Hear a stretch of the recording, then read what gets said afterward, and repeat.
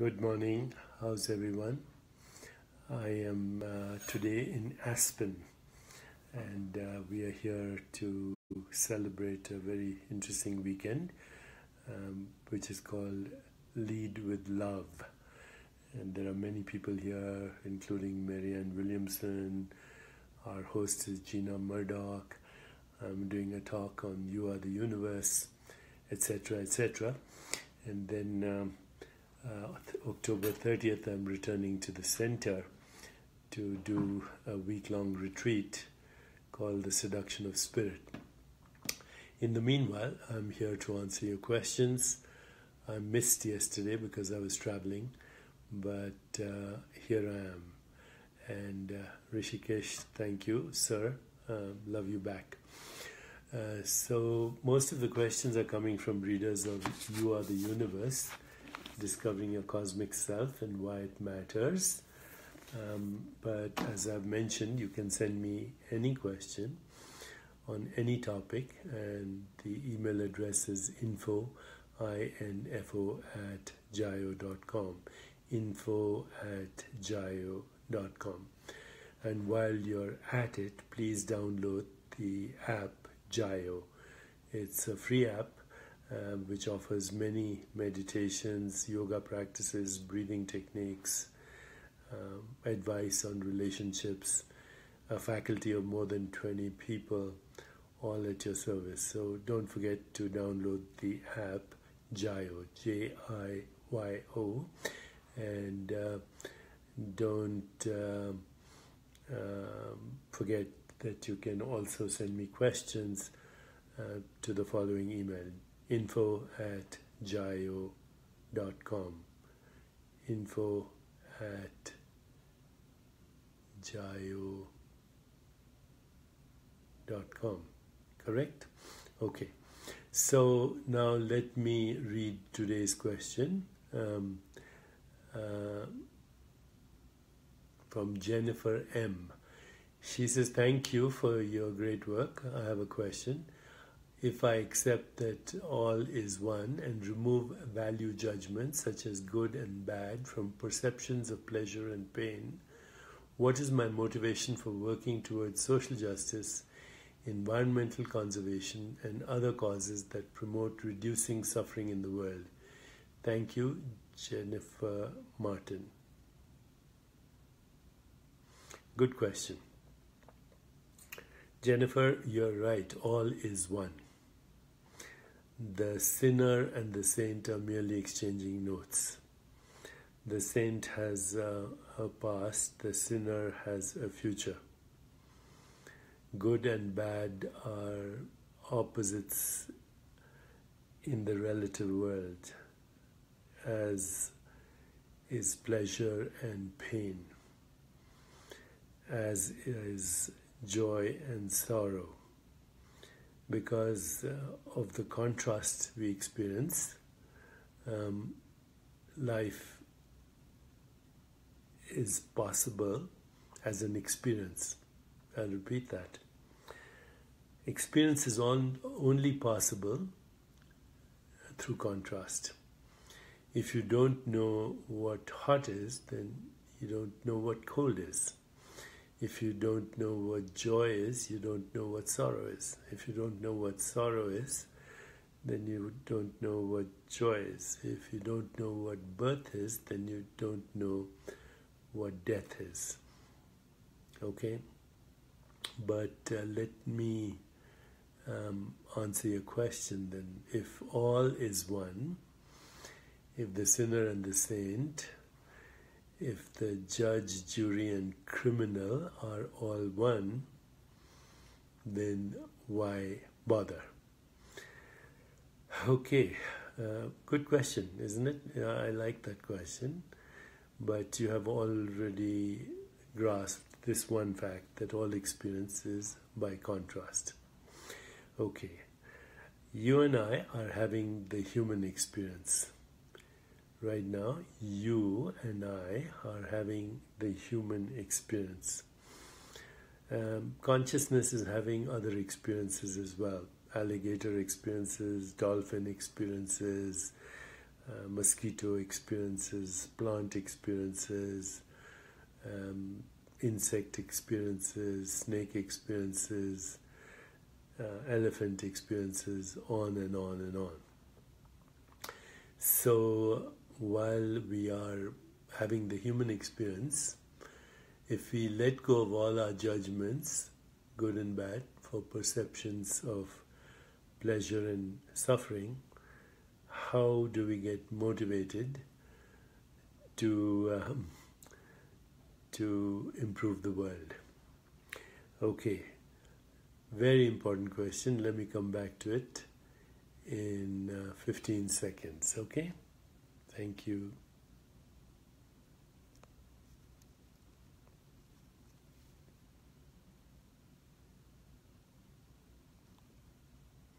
Okay, so now I'm coming to Jennifer's question, but before I come to the question and the answer, I want to, Alexandra Elizabeth says, the saint has a past, the sinner has a future.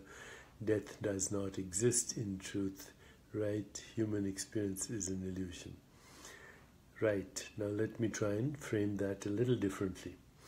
The everyday world that we experience as humans is a model of reality. Okay? So if I asked you, what is this? You'd say it's a book. If I asked you this, what is this? This is a pen. What is this? This is a watch. What is this? This is a bracelet. What is this? This is a body. Well, these are, as I've said many times before, human constructs. Okay? What we call the objects of the world in human language are actually subjective experiences in consciousness. And as subjective experiences, they are just shape, color, form, sound, taste, smell, texture, and their interpretations, which humans then call objects of experience. Humans don't even call them objects of experience. Humans just say the objective world. So what we call the objective world is a human construct, a model of reality, a model of reality. But then we also use other words like I, me, and mine. You know, when I ask somebody, where are you? They say, I'm here, meaning they're somewhere here. But actually, as I've said before, there's no one inside here that can say, it's me. Okay? The body-mind is not the container of awareness, it's an experience in awareness. Okay? So, I, me, and mine is also a model of identity. So, the physical world is a model, a human model of reality that we experience through the five senses. And then I, me, and mine is a model of identity. It says, that's me, Deepak. Okay, they're both models. What is the real reality that creates these models and actually then ends up experiencing these models? Not only do we create the models collectively, but we then end up experiencing the models as well. And we end up also experiencing a personal identity that is experiencing a particular object, this or this or this, the body. That's an objective experience. So here we are. Both personal identity that is built over experiences and conditioning of the mind, and other conditionings. You say, somebody says, I'm a Christian, I'm a Hindu, I'm a Muslim, I'm a Jew, I am Asian, I'm European, I'm white, I'm black, I'm brown. These are all assumed identities of the conditioned mind, and every assumed identity refers to itself as I, me, and mine. And then the objects of the world are human constructs that began with basically perceptual experience, and then that perceptual experience shaped both the creation of a model and the experience of a model. After all, you are experiencing a book, you're experiencing a hand, you're experiencing a watch. Okay, so the world we have created with social injustice, political strife, radical poverty, what else? Violence, terrorism, extinction of species, and now risking our own extinction as a species, a particular species of consciousness. By the way, 90% of all species that have existed have now become extinct. So the scientific age ushered in massive weapons of destruction, ushered in technology that is destroying the ecosystem and causing climate change and so on. So, you know, the next mass extinction could be as a result of human activity, because the models that we have created, Jennifer, good and bad, joy and suffering, are based on a model of identity which is also a hallucination, So the separate self is a hallucination. It does not exist. And that is the cause of all suffering that we inflict on ourselves and we inflict on other people as well. Okay, and therefore your question is very pertinent. Can we remove all value judgments? Well, in the relative world, if we remove all value judgments, then we are basically withdrawing from both the personal identity that we have created and also withdrawing from the model-based reality of the world that we have created. And in that identity of true self, the awareness, in both, in the awareness, the true self is the awareness in which we create models of reality that we call the everyday world, and the model of identity that we call I, me and mine, Deepak Chopra, etc. If we relinquish all that and transcend all that, actually we may add to the good in the world.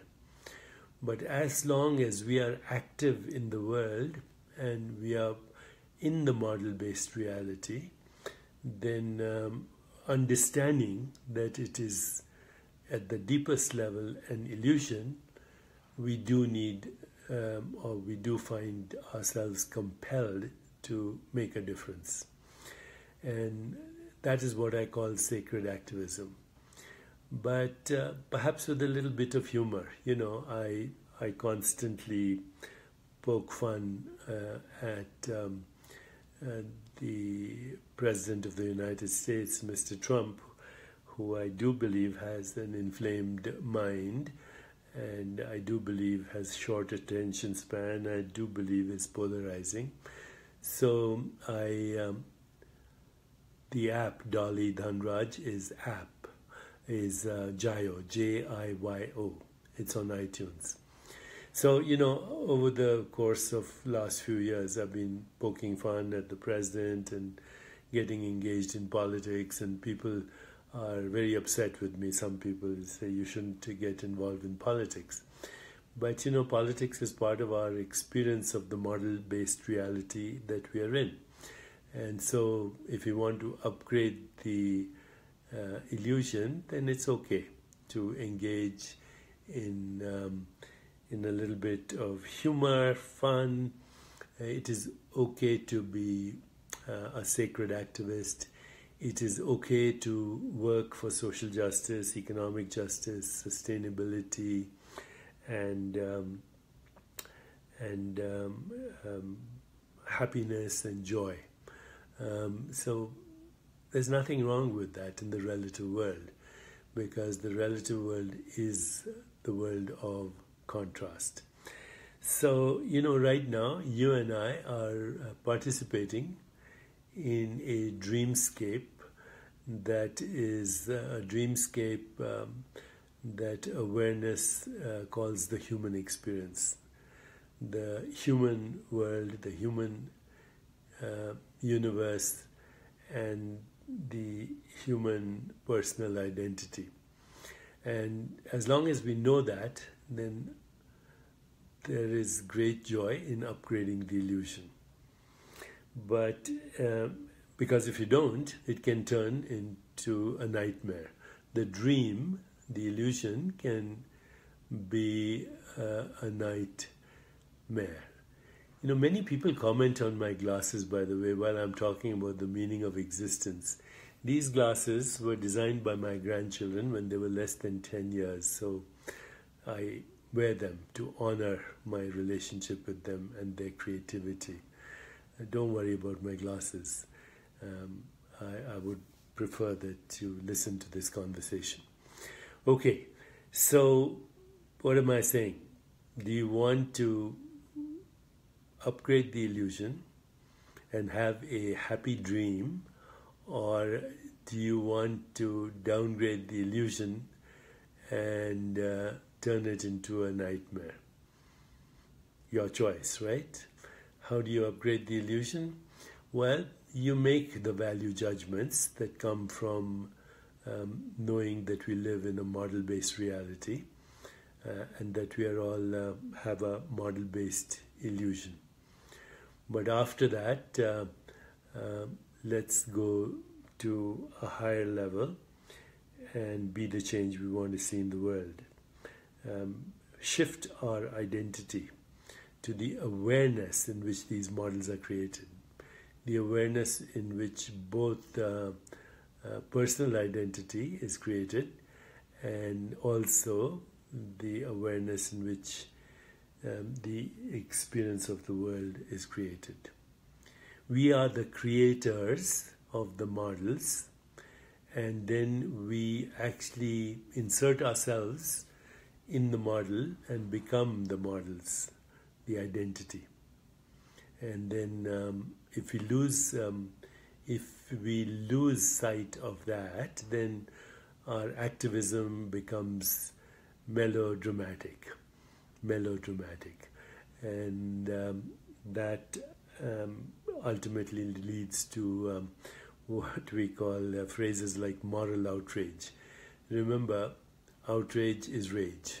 Even moral outrage or rage that you feel is justified is rage. And if consciousness is a field that permeates and transcends all of space-time, then our activism cannot come from rage. It can come from love, and it can come from a higher level of creativity, and it can come from being the change that we want to see in this world. So I'm seeing that most of you are agreeing, and that's very gratifying to the assumed personal identity that is Deepak Chopra.